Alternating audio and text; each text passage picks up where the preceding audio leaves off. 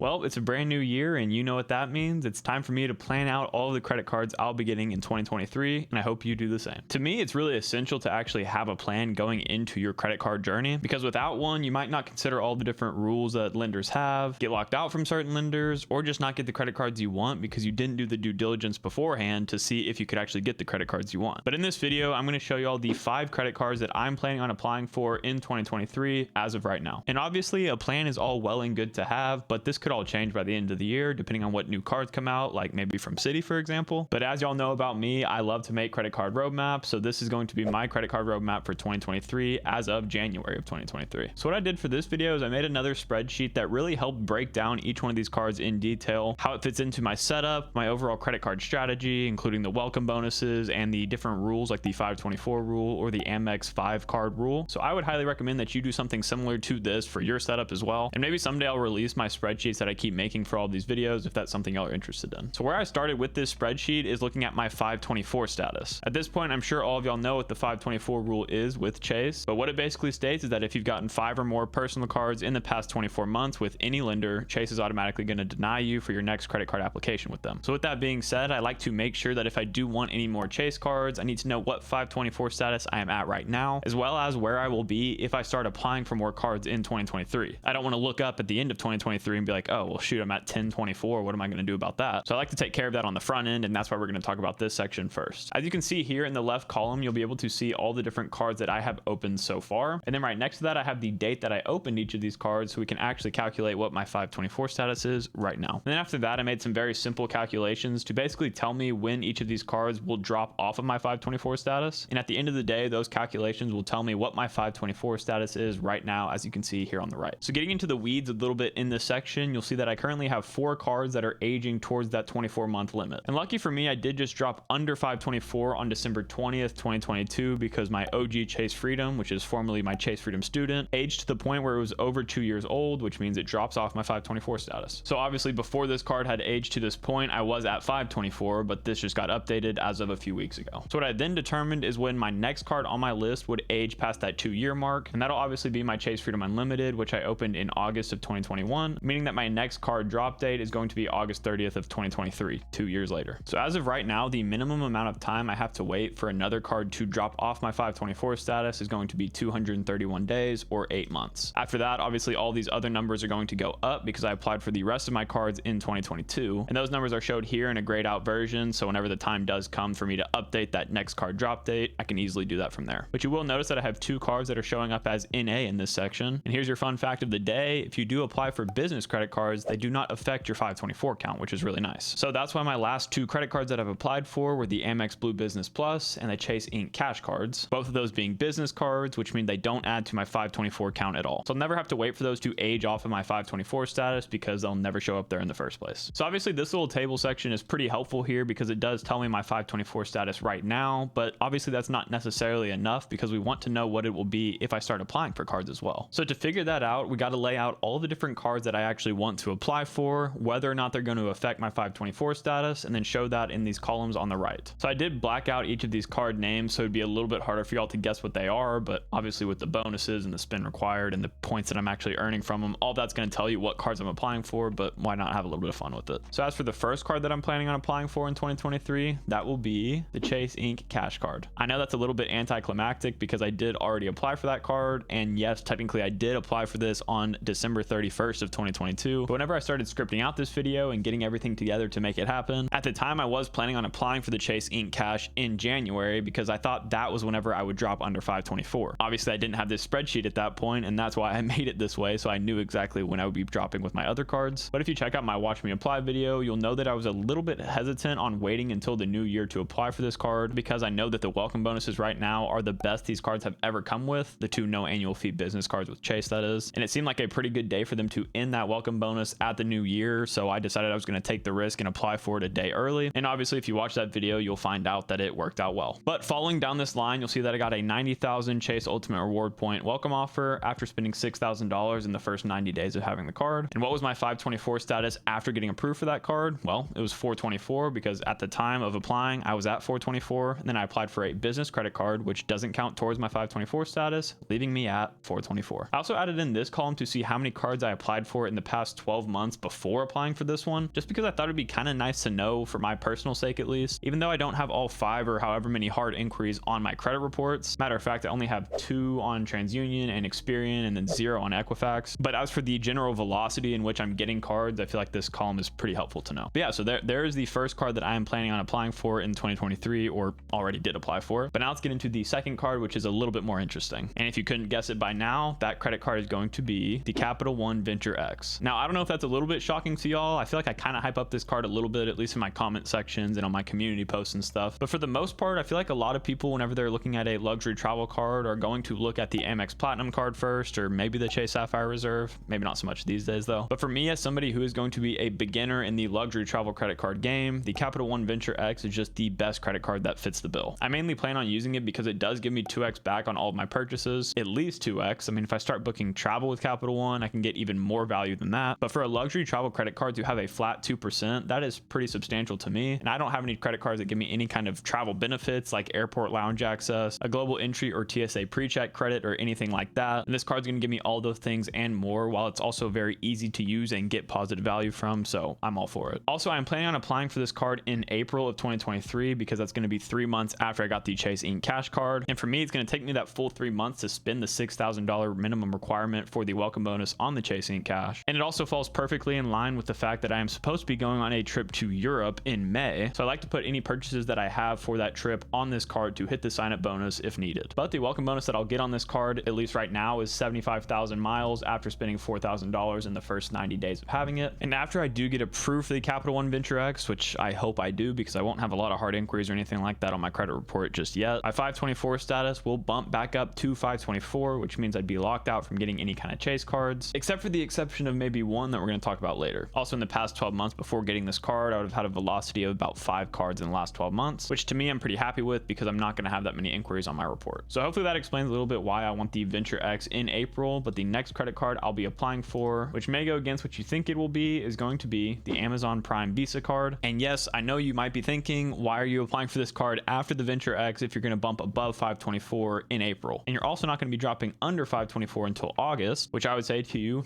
you got a fair point. But the reason I want the Amazon Prime Visa is because it's another Chase card that I actually do really want. And I actually just added myself as a household member to my mom's Amazon Prime account, which makes me eligible to get all of the Amazon Prime cards as well, which is pretty cool. I didn't even know about that until like a couple of weeks ago, so that's why I've kind of added it into my new setup. But to address what y'all might be wondering, the reason that I put it after the Venture X is because I know that Capital One is pretty inquiry sensitive, and I actually learned that from one of Daniel's most recent videos. If y'all don't know who Daniel Braun is by now, you probably should. But it turns out they are pretty inquiry sensitive, so I wanted to apply for that as soon as I could, and also take advantage of getting it before I went on that big trip in May. But the Amazon Prime Visa has a lot of data points of people getting approved for this card while over 524, and I'm going to take my chances to document that process for y'all. At the end of the day, if I do get denied, I would always call the reconsideration line to see if it was the 524 rule that I got rejected for. And if I'm still denied, all I do is really take a hit on my hard inquiries. But over time, I've just realized that I don't need to be worried about hard inquiries because over time they just fall off of your credit report, and they're also just such a small temporary ding that it really doesn't affect you in the long run. Unless you're like applying for a mortgage or a car loan or something, I wouldn't be scared of hard inquiries. So consider this one a little test project for y'all to see if I get approved while over 524. It's also possible that I flip this with the next card we're going to talk about. Those are a little bit interchangeable, but we'll talk about that next. The bonus I would get on this card, at least as of right now, is a $100 gift card to Amazon, which those change all the time, so I don't know what it will be in July of 2023. But to get that, I don't have to do any kind of spend in any amount of time, and my 524 status at that point would raise up to 624. But my velocity will drop to 4 cards that I've applied for in the last 12 months because another one would have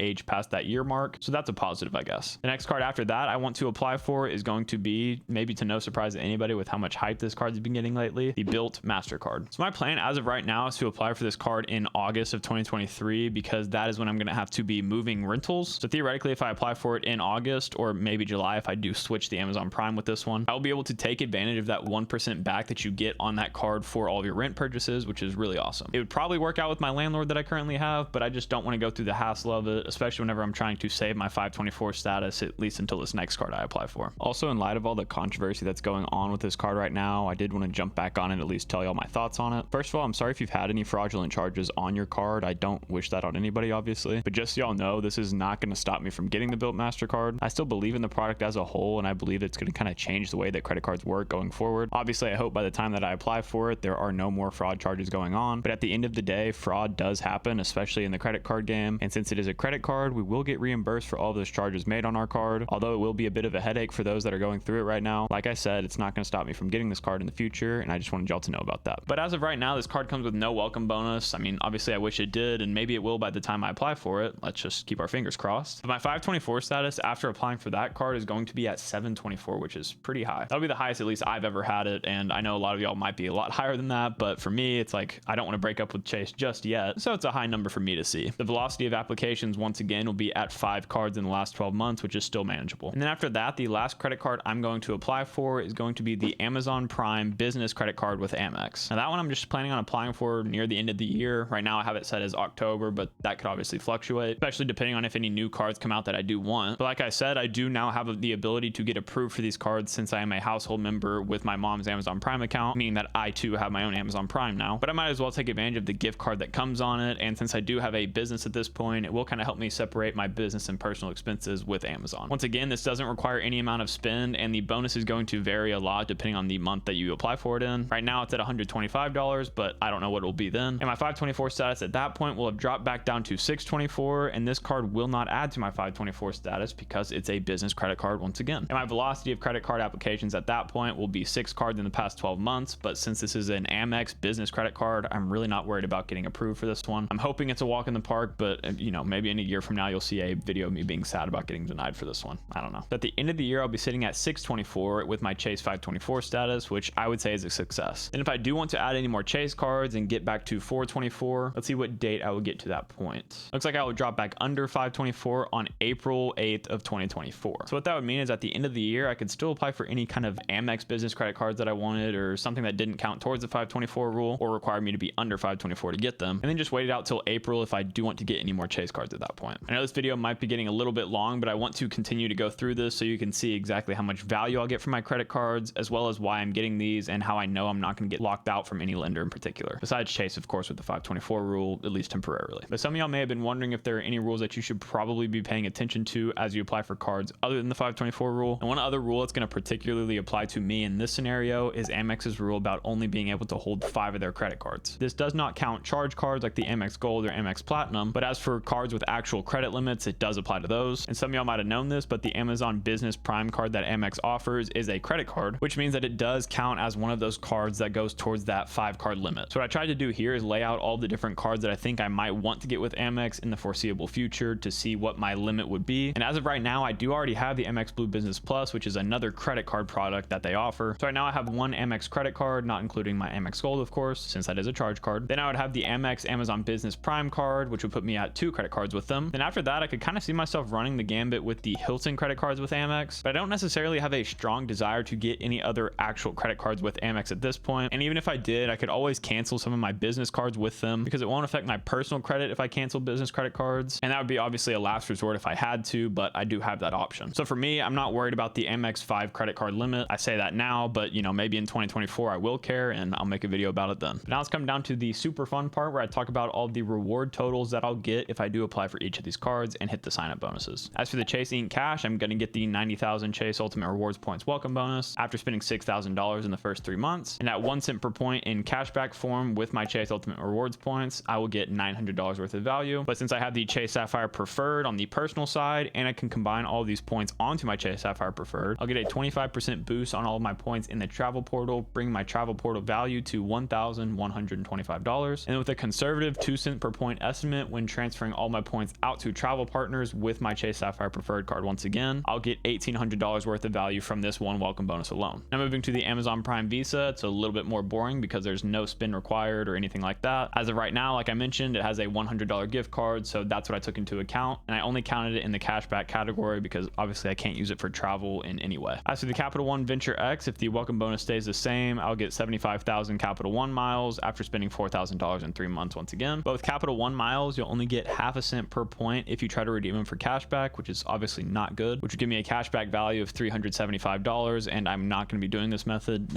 don't worry. In the travel portal though, you'll get 1 cent per point, meaning that I'll get $750 worth of value. But if I also transfer these out to travel partners, I just went with the same 2 cent per point estimate that I do with my Chase points, and that would give me at least $1,500 worth of value with this welcome bonus if I transfer them out to travel partners. Then once again, coming down to the Amex Amazon Business Prime card that's currently currently coming with a $125 Amazon gift card. That would of course give me $125 worth of cash back. Then we come to the Built MasterCard, which has no welcome bonus right now. Obviously I hope it does whenever the time comes for me to apply for it, but as of right now I get nothing for getting that card. So now I want to sum up all these different columns down here and calculate the return on spend I'll be getting for all of my spend this year, at least with these welcome bonuses. So the total spend required that I would have to do to get these welcome bonuses would be $10,000, and that solely comes from the Chase Inc. Cash and Capital One Venture X welcome bonuses. So honestly, not that much spend required for a whole entire year, which is really nice. Maybe I'll add in another card to take advantage of more of my spending this year, but I'm pretty happy with the return on spend these cards will give me, so we'll just have to see. As for the total cashback value I'll get from all these welcome bonuses if I did decide to cash them all out, which I obviously won't, but for the sake of conversation, if I did, I would get $1,500 worth of cashback. If I did the same thing but through the travel portal, obviously not including the Amazon gift cards because that doesn't apply here, I would get a value of $1,875. And then if I did decide to transfer all my points on my Chase Inc. Cash and my Capital One Venture X out to travel partners, I would get a total value with travel partners of $3,300, which is pretty good. As for the calculated return on spend with each of these cards, you'll see that in cashback form, I would have a 15% return on spend with that $10,000 I would have to spend to hit these welcome bonuses. In the travel portal, I'll have a total return on spend of 18.75%. You could probably do the math at this point, but if I did use the transfer partner option, I would have a total return on spend for the year of 33%, which is obviously really good. Now, first of all, that's a conservative estimate, which is pretty bonkers, but also this is a kind of low amount of total spend that I have to do to hit these welcome bonuses. And both the cards that I'm getting that require a certain amount of spend are going to be done in the first half of the year, which means I'm kind of going to let my bank account recover, I guess, in the second half of the year, unless a card comes out that I really want, and then my strategy is going to change. And of course, the welcome bonus isn't the only amount of value I'm going to be getting from these cards, because for one, I'm going to be spending on them every day, but also I'm hoping that some people use my referral links as well, which, shameless plug, maybe I should include some of those in the description. But if you are interested in getting any of these credit cards, make sure you check out the links in my description to learn how to apply, and also help support the channel a ton by using those links, while also getting the best public welcome offer available by doing so. If you're interested in seeing the other side of the credit card game where I actually put money on my credit cards, and you're curious as to how much I spend in a week as a 22-year-old living in Austin, Texas, then please check out this video next. I did put a lot of time into it, and I thought it was a pretty good video, so hopefully you enjoyed as much as I did. As always, Odin and I both want to say thank you guys so much for watching. If you did enjoy this video, please consider leaving a like and subscribing to the channel, and we'll catch you guys next time.